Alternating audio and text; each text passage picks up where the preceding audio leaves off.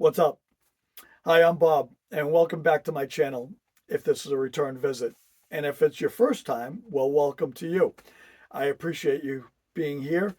This is my effort where I'm striving to help people to become more resilient by becoming more prepared, prosperous, and present. And if you're enjoying the content, I would greatly appreciate you hitting like or subscribe. It really does help the algorithm, as I'm sure you're aware. And I would also like to try to encourage some kind of community here, a little bit of an exchange. I'd love to hear your thoughts, your experiences. I'm not just looking to uh, regurgitate all of the gems that I've learned. I'm looking also to learn some things from you all. A few episodes ago, I mentioned meeting a gentleman. He's like 80 something years old. His name is Bernie. And Bernie was just a real salt of the earth kind of guy. He checked in with me to see if I could help him sell some items in his house that he no longer had use for. I did. We were successful, made him a few bucks, and he and I just hit it off. And we stayed in touch over email a couple of times and decided to do coffee this morning, and it was terrific. I really got to know about his upbringing. He got to know a little bit about mine. We talked about relationships, our jobs, how we came to our respective places in life here, and it was just really cool because honestly, I have not been out to add to my friendship pool, I guess you could say.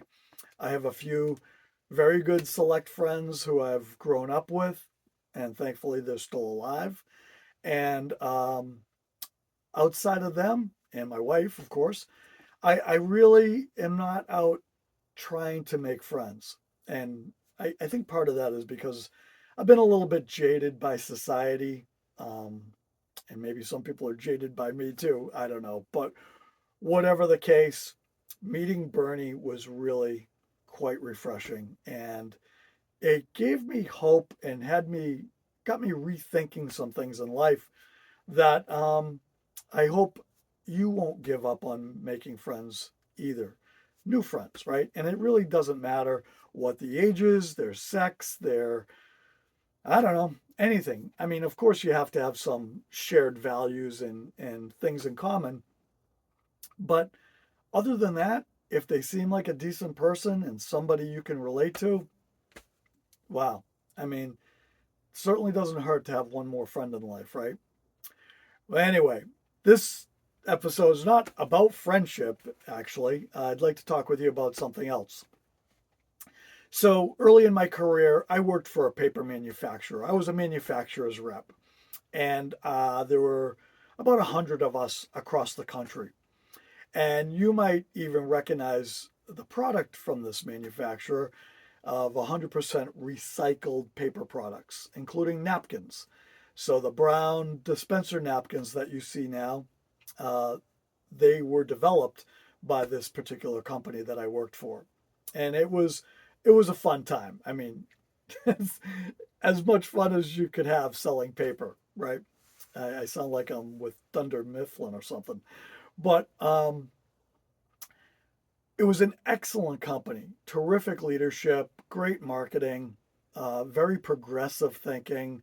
It was just a phenomenal place for me to learn the ropes of my career.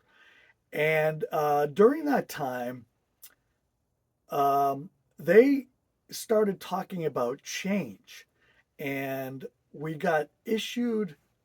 salespeople got issued a list of required reading, and it was a handful of books, all about change and embracing change. And everybody was like, "What? What's coming down the road here?" We even went through some training seminars as well on remaining flexible, and so everybody's getting antsy. But I was the rookie, and I really didn't care. In fact, I was kind of excited by it all, and bracing myself to see what was going to be the big change to occur. Well, long story short, the company was really ripening itself for sale. And that was one of the things that I had suspected, and rumors were going around. Well, one of the books that was required to read was this book called Who Moved My Cheese? And you've probably heard of it. It's been around for a long time. It's been a bestseller, and it's really light reading. And I'd really recommend that you pick it up. I'm going to give the bullets here, but it really doesn't, what I have to say won't do it justice, but maybe this will give you some nuggets to chew on and contemplate, um, or at least look up the summaries or whatever if you really don't want to get into the book. But really, it's light, so I really encourage you to pick it up. It's about a couple of mice and a couple of little people stuck in a maze. And then, as the title goes, it's about having their cheese moved, right? And cheese is a metaphor for our wants, our desires in life. And of course, the mice and the little people responded differently, right? And I'm not going to give away what happened, but a couple of things. One, the big lesson to be learned here, and this is really important right now, and that change is inevitable, right? So change all through life, no matter where you are in history, has been inevitable. But change right now, I have to say, these are some crazy ass times we're living in. And change is happening at an exponential rate. I hope I went the right way. um, and it seems scary, right? And some people get paralyzed by it. But really, what you should do is expect change and be prepared for it and be proactive, right? Look at the trends, look at what's coming down the road. And of course, it's impossible to predict everything that's going to happen. And we can doom scroll ourselves to death, and that's no good. That just amps up our anxiety. And so the whole idea is no matter what comes down the road, you're going to bounce, right? You're going to be, okay, I'll go this way. Or, okay, I'll go that way. One door opens, or one door closes, another door opens, right? Adapt and let go. Don't get stuck in the past. Move forward and look for new opportunities, because there's always going to be opportunities. You just have to know where to find them, how to find them, be prepared to embrace them when they do, come your way. And as I said before, fear can be paralyzing. People curl up in a ball, people escape to drugs and alcohol, excessive video gaming, porn, whatever it might be. Could just be as benign as watching Netflix, but too much of anything is a bad thing, right?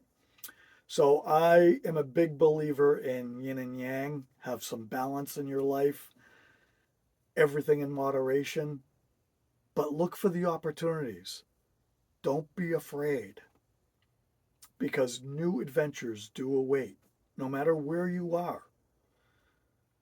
But you have to move. You have to do something. You have to be available for those opportunities. When you're just tuning out and you just can't deal, right? That's not going to work if you just shut down and tune everything out. So recognize your cheese, right? Recognize what really motivates you. Where are your desires in life? And aim for those.